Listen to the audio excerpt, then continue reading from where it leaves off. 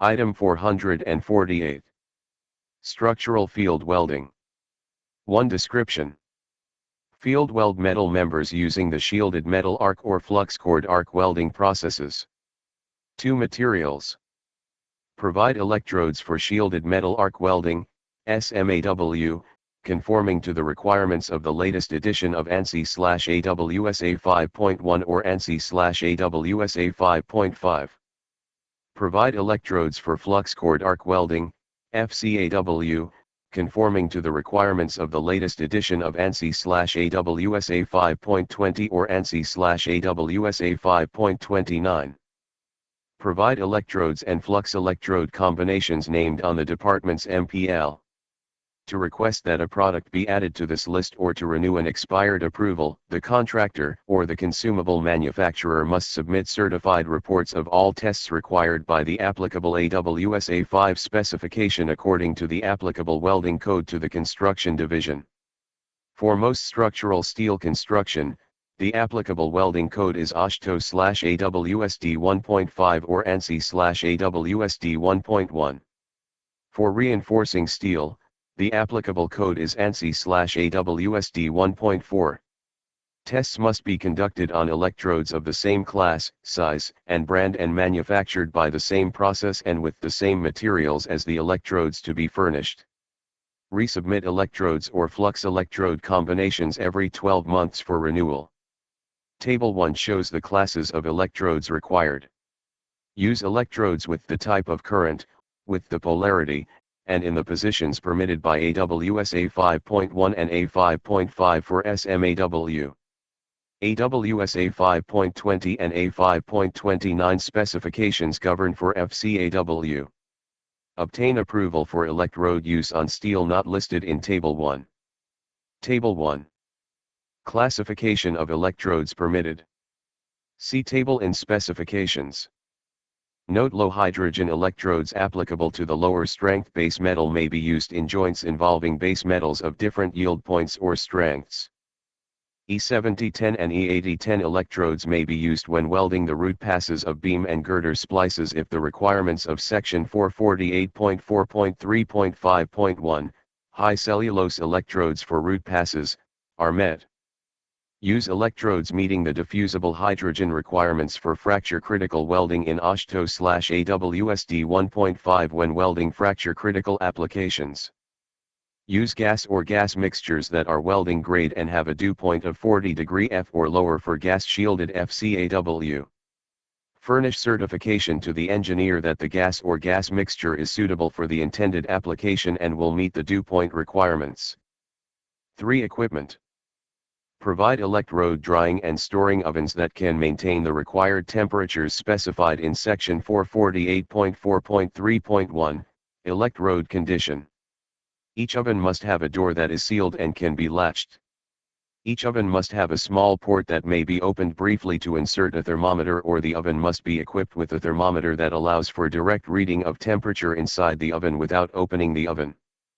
Provide equipment able to preheat and maintain the temperature of the base metal as required and as shown on the plans. Provide approved equipment, example temperature indicator sticks or infrared thermometer, for checking preheat and interpass temperatures at all times while welding is in progress. Provide welding equipment meeting the requirements of the approved welding procedure specifications, WPS, if required, and capable of making consistent high-quality welds. 4. Construction. 4.1 Procedure qualification.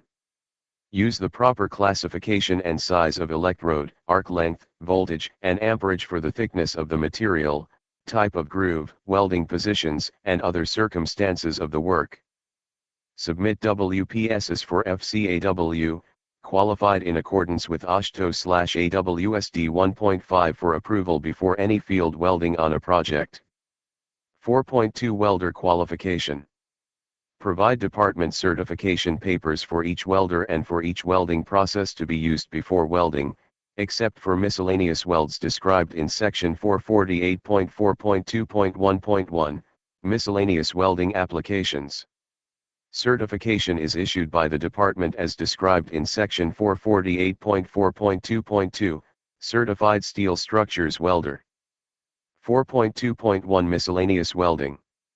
A qualified welder is an experienced welder who is capable of making welds of sound quality but does not have department certification papers. The engineer will check the welder's ability by conducting a job site test in accordance with Section 448.4.2.1.2, Miscellaneous Weld Qualification Test, before welding begins. Furnish all materials and equipment necessary for this test. 4.2.1.1 Miscellaneous Welding Applications. A welder certified for structural or reinforcing steel or a qualified welder may make miscellaneous welds of the following types. Splicing reinforcing steel to extend bars in the bottom of a drilled shaft. Attaching chairs to the reinforcing steel cage of a drilled shaft. Armor joints and their supports. Screed rail and form hanger supports where permitted on steel units. Reinforcing steel to R-bars for lateral stability between pressed rest beams, spirals, or bands to reinforcing bars in drilled shaft cages. Permanent metal deck forms.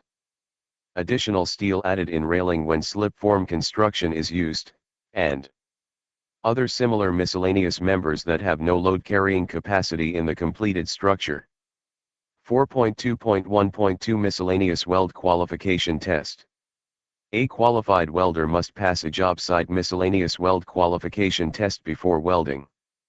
Make a single pass fillet weld of 1/4 inches maximum size in the vertical position approximately 2 inches long on January 2 inches plate in the location shown in Figure 1.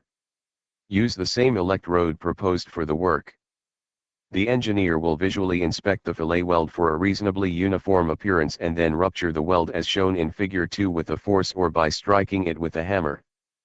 The fractured surface of the weld will be inspected to ensure complete penetration into the root of the joint, complete fusion to the base metal, and no inclusion or porosity larger than 3/32 inches in its greatest dimension. Figure 1. Miscellaneous Qualification Fillet Weld Break Specimen. See figure in specifications. Figure 2. Miscellaneous Qualification Method of Rupturing Specimen. See figure in specifications. A welder who fails the miscellaneous weld qualification test may take a retest under the following conditions. The retest occurs immediately and consists of 2 test welds as described above with both test specimens meeting all of the requirements. The retest occurs after 30 days if the welder provides evidence of further training or practice. In this case the test consists of a single test weld. Qualification by the miscellaneous weld qualification test is effective immediately upon satisfactory completion of the test and remains in effect for the duration of a project. 4.2.2 Certified Steel Structures Welder. Before making non-miscellaneous welds on structural steel, a welder must pass the OSHTO/AWSD 1.5 qualification test for groove welds for plates of unlimited thickness in the vertical, 3G, and overhead, 4G, positions with the following additional requirements. Use metal for test plates that meets item 442, metal for structures, with a minimum yield point of 36 ksi. The minimum width of test plate must be sufficient to accommodate the radiograph inspection of 5 1/4 continuous inches of the weld, not counting the ends of the weld. Use approved electrodes meeting the required Class 1 in accordance with Table 1 and, in the case of FCAW, in accordance with the approved WPS. Have a radiographic inspection performed on the weld on each test plate. Any porosity or fusion type discontinuity with greatest dimension larger than 1/16 inches found in the weld will result in failure of the test. Discontinuities with greatest dimension less than 1/16 inches are acceptable provided the sum of their greatest dimensions does not exceed 3/8 inches in any inch of weld. Have 2 side bend specimens prepared, tested, and inspected for each test plate. The test must be administered by an approved laboratory and welding observed by laboratory personnel. Submit 2 copies of the certification issued by the laboratory, all accompanying test papers, and the radiographic films to the Bridge Division for review. The Bridge Division issues department certification papers if the laboratory's certification is approved. A welder must also demonstrate to the engineer a thorough knowledge of the required welding procedures together with the ability and desire to follow them and make welds of sound quality and good appearance. The certification issued by an approved laboratory is accepted for 1 MO from the time of certification, during which time the welder may work on department projects if the work is satisfactory. Certification papers issued by the department remain in effect as long as the welder performs acceptable work as determined by the Bridge Division. The certification may be cancelled at any time if the welder's work is not acceptable. For SMAW, a welder certified using EXX18 electrodes is qualified to weld with all approved SMAW electrodes up to E90XX to join metals with a maximum specified yield strength of 65 ksi. 4.3 Welding steel structures. 4.3.1 Electrode condition. 4.3.1.1 SMAW. For electrodes with low hydrogen coverings in conformance with AWSA 5.1, dry to the manufacturer's written drying instructions or dry for at least 2 hours between 450 degrees Fahrenheit and 500 degrees Fahrenheit. For electrodes with low hydrogen coverings conforming to AWSA 5.5, dry for at least 1 hour between 700 degrees Fahrenheit and 800 degrees Fahrenheit or as specified by the electrode manufacturer. If using electrodes from a newly opened undamaged hermetically sealed container, drying is not required. Store electrodes in ovens held at a temperature of at least 250 degrees Fahrenheit immediately after drying or removal from hermetically sealed container. Elapsed time permitted between removal of an electrode from the storage oven or hermetically sealed container and use of the electrode is given in Table 2. If the electrodes have the moisture resistance designator R and are being used on steel with minimum specified yield strength of 50 ksi or less, exposure time may be increased up to 9 hours. Table 2. SMAW electrode exposure limits. Electrode type and exposure time, hours. Electrode E70 has a exposure time of 4 hours. Electrode E80 has a exposure time of 2 hours. Electrode E90 has a exposure time of 1 hours. Leave electrodes in the holding oven for at least 4 hours at 250 degrees Fahrenheit before reusing if they are placed back in it before the times given in Table 2 have lapsed. The engineer may reduce times allowed for use without redrying in humid atmospheres. Do not redry electrodes more than once. Do not use electrodes with flux that has been wet, cracked, or otherwise damaged. 4.3.1.2 FCAW.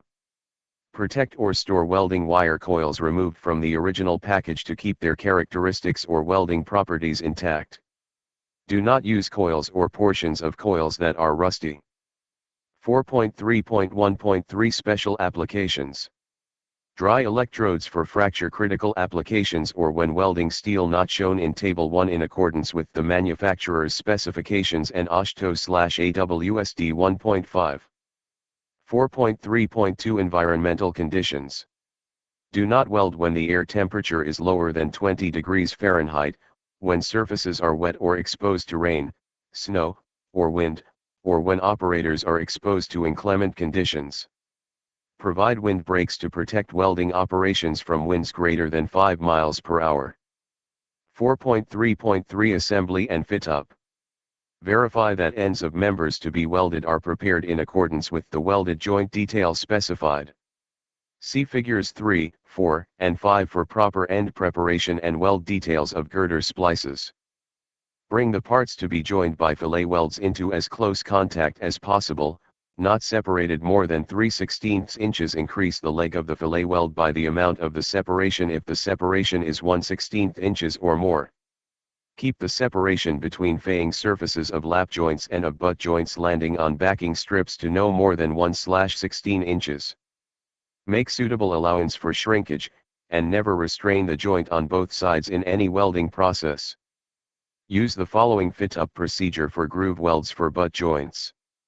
Align splices of beams and girders joined by groove welds with the center of gravity of both cross sections coinciding or each flange vertically offset equally. Fit beams and girders with offset webs with the webs aligned and the flanges offset laterally. Make the joint with a smooth transition between offset surfaces and with a slope of no more than 1:4 when flanges are offset or abutting parts differ in thickness or width by more than 1/8 inches. Space members to provide a 3/16 inches root opening at the nearest point. At other points of the joint when the spacing provides up to a 7/16 inches opening, correction may be made by build-up up to 1/8 inches on each bevel nose. Rebevel openings exceeding 7/16 inches and move the parts to be joined closer together to bring the joint within the maximum build-up limits. Allow build-ups to cool to the maximum preheat and interpass temperatures before welding the joint. Bring all members into correct alignment and hold them in position by acceptable clamps while welding. Complete all butt splices before welding diaphragms or sway bracing in a particular section of a unit.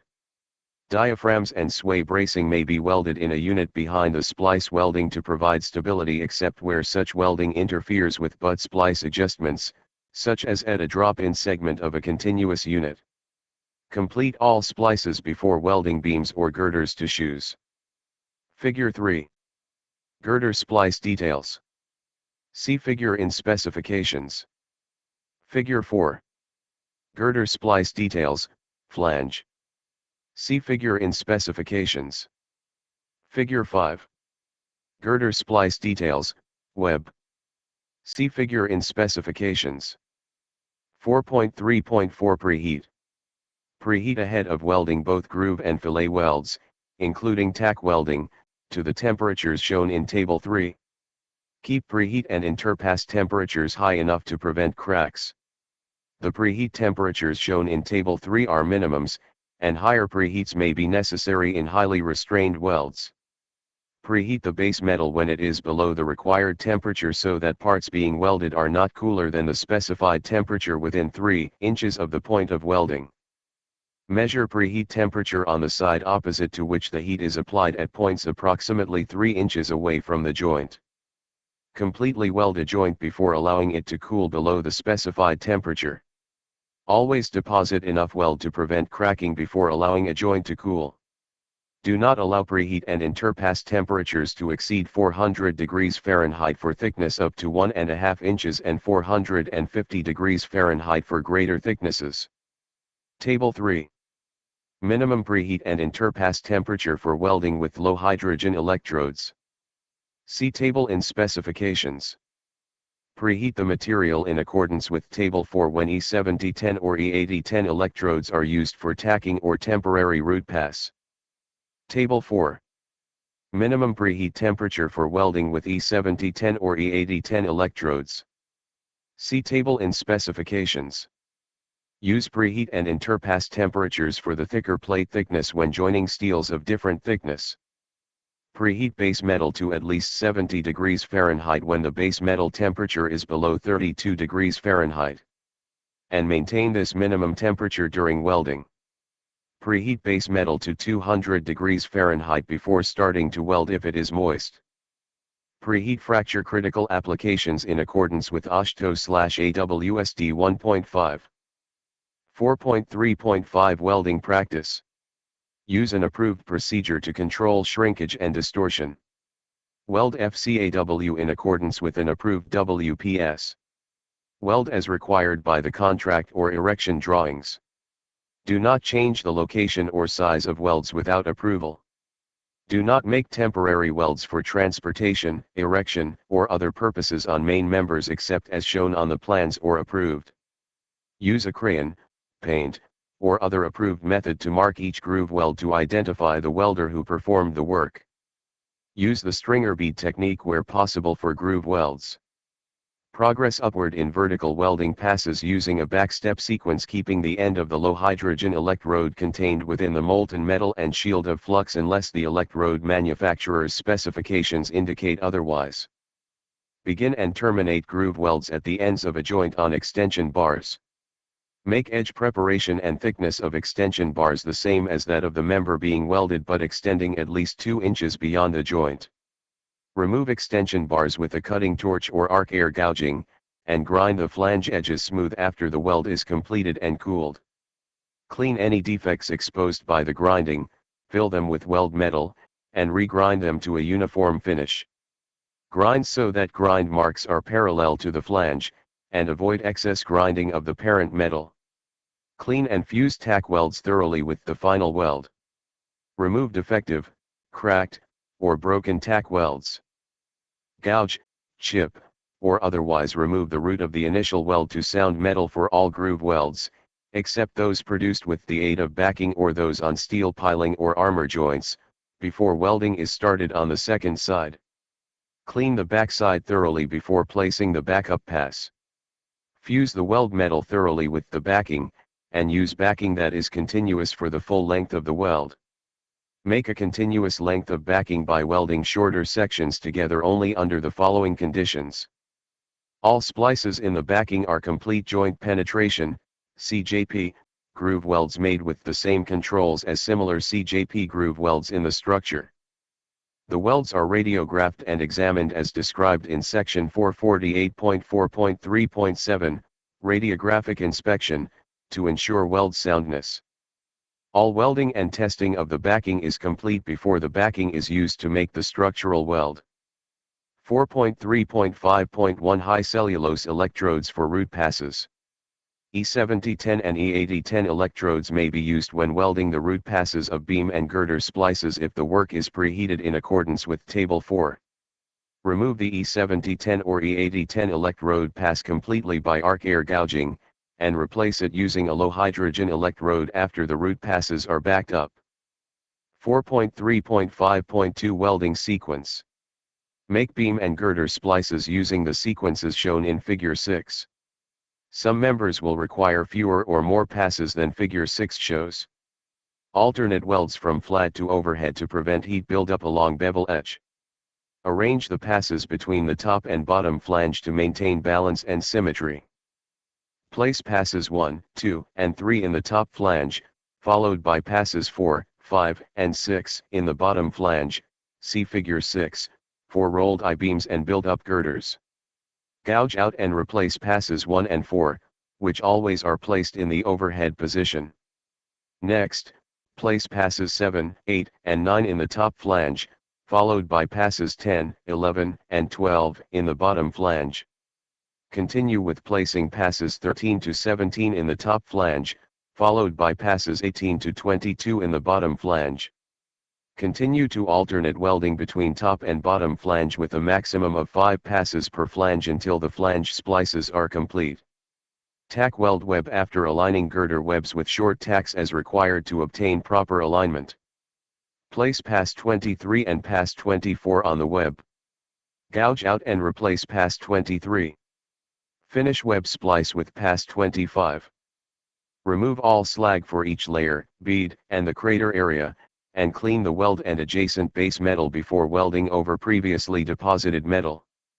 Avoid arc strikes, and if they occur, grind resulting cracks and blemishes out to a smooth contour, checking them visually to ensure soundness. Figure 6. Welding sequence for splices for material up to 50,000 psi yield strength. See figure in specifications. Deviation from the above sequence of weld passes requires approval. Obtain approval from the Bridge Division for welding procedures and sequences for special connections. 4.3.5.3 Electrode size and weld layer thickness. 4.3.5.3.1 SMAW. 4.3.5.3.1.1 Electrode size. Use electrodes with the following maximum size. 1/4 inches for all welds made in the flat position except root passes. 1/4 inches for horizontal fillet welds. 1/4 inches for root passes of fillet welds made in the flat position and of groove welds made in the flat position with backing and with a root opening of 1/4 inches or more. 5/32 inches for welds made with low hydrogen electrodes in the vertical and overhead positions, and 3/16 inches for all other welds. 4.3.5.3.1.2 Weld size and layer thickness. Make the root pass large enough to prevent cracking. Make layers subsequent to the root pass in fillet welds and all layers in groove welds of the following maximum thickness. 1/4 inches for root passes of groove welds. 1/8 inches for subsequent layers of welds made in the flat position, and 3/16 inches for subsequent layers of welds made in the vertical, overhead, and horizontal positions. Make fillet welds passes using no larger than 3/8 inches in the flat position, 5/16 inches in the horizontal or overhead positions, and 1/2 inches in the vertical position. 4.3.5.3.2 FCAW 4.3.5.3.2.1 Electrode size. Use electrodes with the following maximum size. 5/32 inches for the flat and horizontal positions, 3/32 inches for the vertical position, and 5/64 inches for the overhead position. 4.3.5.3.2.2 Weld size and layer thickness. Make weld layers, except root and surface layers, no thicker than 1/4 inches. Use a multiple pass split layer technique when the root opening of a groove weld is 1/2 inches or wider. Use the split layer technique to make all multiple pass welds when the width of the layer exceeds 5/8 inches. Ensure each pass has complete fusion with adjacent base metal and weld metal and that there is no overlap, excessive porosity, or undercutting. Do not use FCAW with external gas shielding in a draft or wind. Furnish an approved shelter of material and shape to reduce wind velocity near the welding to a maximum of 5 miles per hour. Make fillet weld passes using no larger than 1/2 inches in the flat position, 3/8 inches in the horizontal or overhead positions, and 5/16 inches in the vertical position. 4.3.6 Weld quality. Provide welds that are sound throughout with no cracks in the weld metal or weld pass. Completely fuse the weld metal and the base metal and each subsequent pass. Keep welds free from overlap, and keep the base metal free from undercut more than 1/100 inches deep when the direction of undercut is transverse to the primary stress in the part that is undercut. Fill all craters to the full cross-section of the welds. 4.3.7 Radiographic inspection. Conduct radiographic testing, RT, as required in the field at the expense of the contractor by an agency or individual registered and licensed to perform industrial radiography. Follow all applicable rules and regulations for radiographic operations. Testing includes furnishing all materials, equipment, tools, labor, and incidentals necessary to perform the required testing. The department may require further tests in accordance with Article 5.10, Inspection, and may perform additional testing, including other methods of inspection. Perform RT in accordance with ASHTO/AWSD 1.5. The engineer will examine and interpret the resulting radiographs in accordance with ASHTO/AWSD 1.5. All radiographs become the property of the department and remain with the engineer. Radiographically inspect the full flange width of all flange splices and the top and bottom 1/6 of the web at each splice for field welds of splices in beams or girders. Radiographically retest repaired welds. Make necessary repairs before any further work is done. Additional RT required because of unacceptable welding or poor radiograph quality is at the contractor's expense. RT of particular welds required by the plans is in addition to the RT required by this item. Meet the requirements specified in Section 441.3.2.5.1, Radiographic Testing, for radiograph film quality. 4.3.8 Corrections. When welding is unsatisfactory or indicates inferior workmanship, the engineer will require corrective measures and approve the subsequent corrections. Use oxygen gouging or arc air gouging when required to remove part of the weld or base metal. Back gouge splices in beams and girders or cut out defective welds using arc air gouging by a welder qualified to make beam and girder splices. Slope the sides of the area to be welded enough to permit depositing new metal where corrections require depositing additional weld metal. Use a smaller electrode than that used for the original weld where corrections require depositing additional weld metal. Clean surfaces thoroughly before re-welding. Remove cracked welds completely and repair. Remove the weld metal for the length of the crack if crack length is less than half the length of the weld plus 2 inches beyond each end of the crack, and repair. Restore the original conditions where work performed after making a deficient weld has made the weld inaccessible or has caused new conditions making the correction of the deficiency dangerous or ineffectual by removing welds, members, or both before making the necessary corrections. Otherwise, compensate for the deficiency by performing additional work according to a revised and approved design. Cut apart and re-weld improperly fitted or misaligned parts. Straighten members distorted by the heat of welding using mechanical means or the carefully supervised application of a limited amount of localized heat. Do not let heated areas exceed 1200 degrees Fahrenheit as measured by temperature indicating crayons or other approved methods for steel up to 65,000 psi yield strength. Do not let heated areas exceed 1100 degrees Fahrenheit for higher strength steels. Keep parts to be heat straightened substantially free of stress from external forces except when mechanical means are used with the application of heat. Before straightening, submit a straightening procedure to the engineer for approval. Correct defective or unsound welds either by removing and replacing the entire weld or as follows. 4.3.8.1 Excessive convexity. Reduce to size by grinding off the excess weld metal, leaving a smooth profile. 4.3.8.2 Shrinkage cracks, cracks in base metal, craters, and excessive porosity. Remove defective portions of base and weld metal down to sound metal, and replace with additional sound weld metal. 4.3.8.3 Undercut, undersize, and excessive concavity. Clean and deposit additional weld metal. 4.3.8.4 Overlap and incomplete fusion. Remove and replace the defective portion of weld. 4.3.8.5 Slag inclusions. Remove the parts of the weld containing slag, and replace them with sound weld metal. 4.3.8.6 Removal of base metal during welding. Clean and form full size by depositing additional weld metal using stringer beads. 4.4 Shear stud welding. Weld shear studs to steel surfaces and perform pre-production and production tests as required in OSHTO/AWSD 1.5. 4.5 Welding reinforcing steel. Splice reinforcing steel by welding only at locations shown on the plans. 4.5.1 Base metal. Provide weldable reinforcing steel in conformance with item 440, reinforcement for concrete. 4.5.2 Preheat and interpass temperature. Minimum preheat and interpass temperatures are shown in Table 5.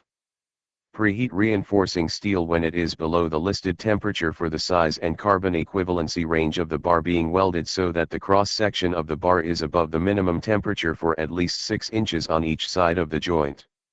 Allow bars to cool naturally to ambient temperature after welding is complete. Do not accelerate cooling. Table 5. Minimum preheat and interpass temperature for reinforcing steel. See table in specifications. Base the preheat and interpass temperatures for widening projects on the existing reinforcing steel and the requirements of Table 5. 4.5.3 Joint types. Use butt splices for all number 7 and larger bars. Use lap splices for number 6 and smaller bars. Make groove welds in lap splices at least 4 inches long, and weld them on each side of the lap joint as shown in Figure 7. For number 5 and smaller bars, weld from one side of the lap when it is impractical to weld from both sides of the joint if approved by the engineer, but in this case make the weld at least 6 inches long. Make all butt splices in the flat position. Make all welds for butt splices, except horizontal welds on vertical bars, as shown in Figures 8 and 9.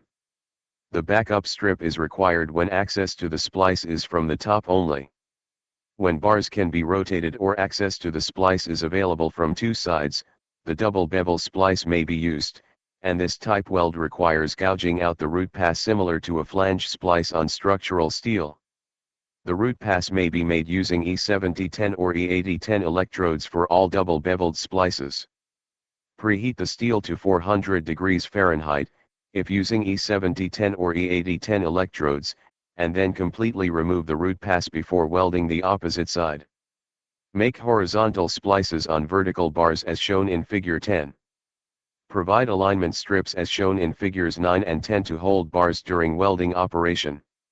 Trim alignment strips after welding is complete. Figure 7.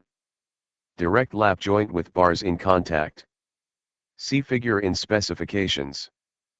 Figure 8. Single bevel V-groove weld in horizontal position. See figure in specifications. Figure 9. Double bevel V-groove weld in horizontal position. See figure in specifications. Figure 10. Double bevel V-groove weld in vertical position. See figure in specifications. 4.5.4 Radiographic inspection. Radiograph welded butt splices at the expense of the contractor when designated on the plans. Follow all applicable rules and regulations for radiographic operations.